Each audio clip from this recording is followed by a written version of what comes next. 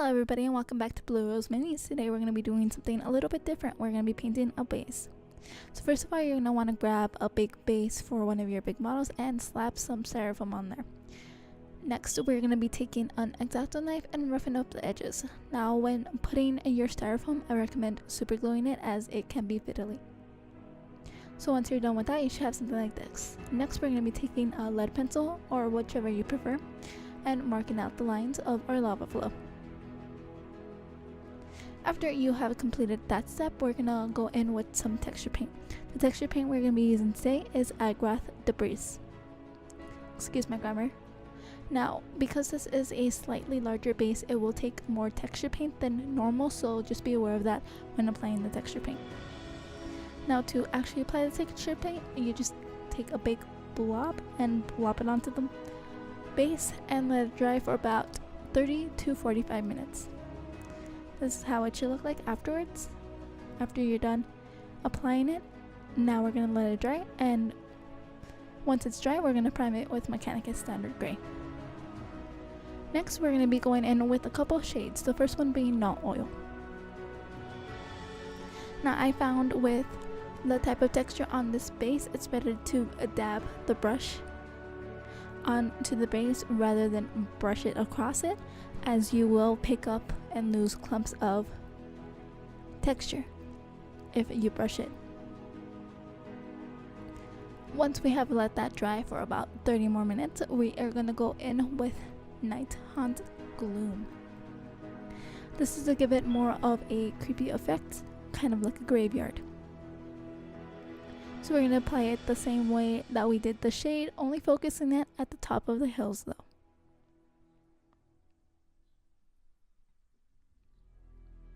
Next, I found that I applied it too heavily, so I'm just taking a piece of paper and just taking off the extra paint.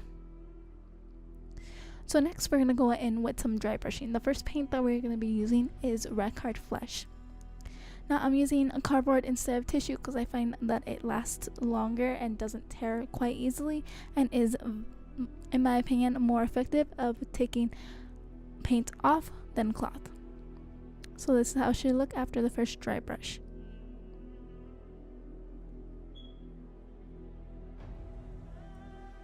Next, we're going to be doing the same process with Pallid Witch Flesh.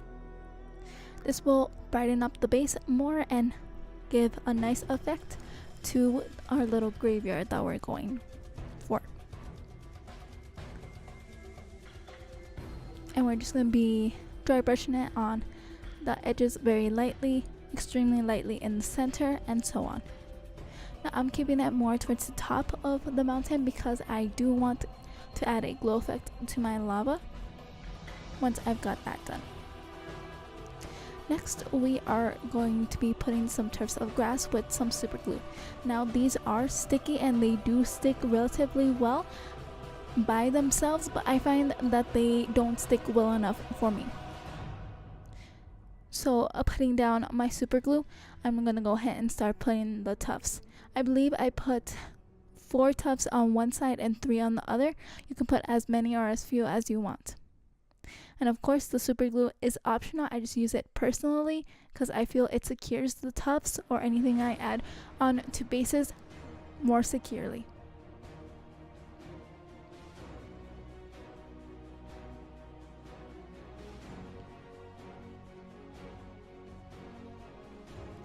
So this is how the base looks after everything has been completed and it's ready for you to place your knight, your dreadnought, whatever base you are working on for whatever large model. You can also do this for smaller models, and I am going to go ahead and continue painting the lava off camera.